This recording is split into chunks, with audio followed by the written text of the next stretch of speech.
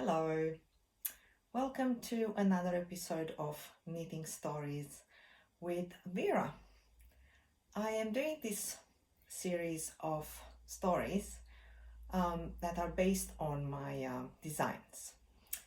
If you have a look, there are a couple of episodes already, and this one today is about the sweater I'm wearing now, which has been recently published in Interweave Knits magazine in their fall 2023 edition. They named it Cilin, C-I-L-I-N. I didn't have a name for it. I just thought of it as the mirrored cable sweater or jumper, as we call it in Australia, because of this panel of mirrored cables that form the front of it. So, how did this start? Years ago, could be more than 10 years ago, I purchased some yarn from France, from a company called Berger de France. They are quite famous, not so much in Australia, but in Europe. They're a big company of yarn. And at the time, the Australian dollar was very strong, so I could buy beautiful yarn from Europe at a very good price. So I bought myself some cashmere. This was my first experience with cashmere. I had only heard of it, and everyone was saying how warm it is, how light, how it's the most luxurious fiber. So I was very keen to get some. So I bought some purple, and here it is here. So this beautiful shade of purple is their cashmere, spelled with a C-H-E, so cashmere yarn. It comes in tiny 25-gram balls. It is expensive, so only at that time with a strong dollar, I think they had a sale on, I could get this yarn for a whole sweater quantity, and I was very excited. I first needed something else with it, as I always seem to end up doing. I did a cardigan, but I wasn't happy with, I think it ended up too small. I wasn't happy, so I unpicked it, and then I did it again. And the idea for this panel came from this book. She is one of my favorite designers. She is an incredible source of inspiration for many other designers. And here is the panel that inspired me. So as you can see, it starts with a tutu rib, and then you have this beautiful thing that grows, and it has a very big complicated chart. That's very good though, like her charts are so easy to follow. I absolutely love working with charts from this book. And I made a panel, which you can see right here. I did exactly what was in the book, which is this rather heavy cable that I didn't really know how to end in here. So it's a little bit like, okay, I'll just do some stocking stitch. It's very oversized, like massive. As you can see, it's definitely too big for me, but I wanted the oversized look. It's got a back that's longer than the front. At the moment is very stained and even has a hole somewhere. And before you cry and say, "Ha, cashmere, what are you doing? You should look after it." I have worn this to death. It's just falling apart. The holes are coming from it just being worn and loved to death. So I think it is goodbye for this beautiful cashmere. I think I found a place where I can recycle it. There are some companies that recycle luxurious fiber, so it will have a new life in a different shape. And then last year, Interweave Knits put out a submission call for mirrored designs. So something that is mirrored either in look or in construction. And I thought, wait a minute, my sweater, the purple one, it's mirrored here, but also mirrored in the way it is constructed. So the way you do this is you first knit this bit here. So see this stitch, this is the edge of the panel. So this is the panel here. Then you start at the back with a provisional cast on, and you knit sideways. When you get to the corresponding bit in the front, so you've done the same length because you're knitting sideways, so you've done this much of the back, you pick up stitches from your panel and continue with, so there it is here. You can see how it's continuing with the back. So you have massive, like 300 stitches on your needles, but only for a very short while, because when you get here under the arm, you bind off all the stitches and you just continue straight with the sleeve, which is knitted flat. And then cuffs, when you feel ready to do your cuffs, you're just going to do to a rib. This is a size 2, which gives me about 20 centimeters of positive ease. And if you have been looking carefully, you might have noticed that I have changed the cable from the original. So let's have another look at the original.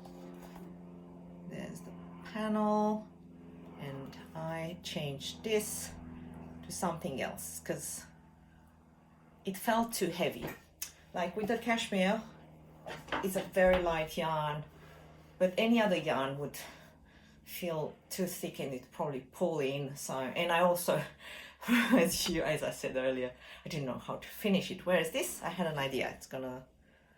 I needed something that would grow and then go towards the shoulder. Now looking at it, I think, yeah, this had to be, it was meant to be this pattern. But I went through quite a few ideas.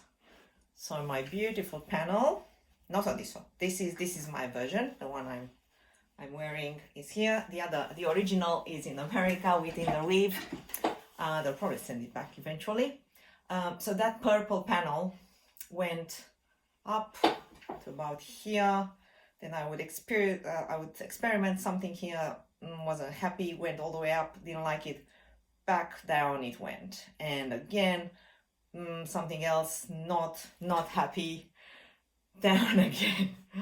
And my family were in despair for me because they kept on seeing me unpicking, and they were like, oh no, why are you doing it? It's fine. But it wasn't fine. And I will put photos so you can see why it wasn't fine. The story was wrong. the way it was happening wasn't the right story. So eventually I came onto this and I was happy. So I did it, I knitted it all. I did a very small border, just like here, maybe in the purple one that's with Interweave. It's like 6 rows. This is just 4 rows of garter. A very small border because it doesn't need more. Yeah, and I blocked it. It was close to Christmas. I really had to send it, so I packed it up and sent it, and I forgot to take any pictures of it. No pictures, no photos taken on me or of the project. And about a month ago I realized the magazine will come out, the sweater will be out, and I'll have nothing to talk about. There'll be nothing to show off on Instagram except their photos. So deep dive in the stash and I found this yarn, which had already been knitted twice. As I said, it's a recurring thing with me. but beautiful yarn, great quality. It's a Joe Sharp. It has been discontinued, but it's merino, alpaca and silk. Unfortunately, really discontinued. What they have replaced it with is a merino silk, but not alpaca, and I don't think I like it as much. This was just perfect. Very high twist, very tight, like you know how the yarn gets twisted, the plies are twisted, which I think is why it has behaved so well. No peeling. I have knitted it already twice to the point of having a garment, worn it, and this is the third time, and it still looks very good. So this is the sign of a great yarn. Yeah, I've made a little video that I will put at the end of this to help you if you decide to go ahead and knit this project. What is difficult is matching the gauge of this yarn. So in the magazine, the yarn I used, that the purple version, is a yarn called Good Wool by Pearl Soho, and putting them next to each other, this Joe Sharp with the Pearl Soho, you would have thought it's exactly the same yarn, although that one is just 100% wool. But the look of it, the twist, the thickness, they looked exactly the same. Stitch gauge, they behave the same way. So I got exactly the same width of my panel. I was very happy. But as I progressed, I realized that my row gauge is different. How is this possible when a yarn looks exactly the same, has the same yardage, behaves the same, and then knitted by the same person, me, it gives a different row gauge? I do not know. It's part of the magic of knitting. So this might happen to you. Luckily, I started here without doing the extra rows. You're meant to do some rows of 2 rib before starting the panel to be able to get different lengths. So I luckily started by mistake without any border. I started immediately, and that turned out to be exactly the same length that I wanted. So I can fit in all the little cables, but it gave me the right length with a different row gauge. So what I got from here is more like 39 rows per 10 centimeters, whereas the purple one was 42 rows per 10 centimeters. It's such a big piece. It's quite a difference. So I will talk in that little tutorial about the small changes that I made. I am now getting quite warm because today is a beautiful spring day in Sydney. So I won't take any more of your time. Thank you for watching this. If you decide to knit this sweater from Interweave Knits, I would love to see how you go, and please don't hesitate to write me messages, ask me questions, because I've knitted this already 3 times. I have a lot of inside knowledge about what could go wrong and how to fix it. So yes, please send me your messages and questions and comments, and I'm looking forward to seeing your projects. Please subscribe to my channel. I will try to add more little stories as my designs come to life. And follow me on Instagram if you are on Instagram. I am Vera Loves Knitting, and I will see you next time. Bye. So here we have the part that you first knit when you start this sweater. So you cast on your cable bit in here, and you knit this way to the neckline. Now in the pattern you're just told to cast on 100 stitches, and then depending on the size you're doing more or less of this bit here before the cable start.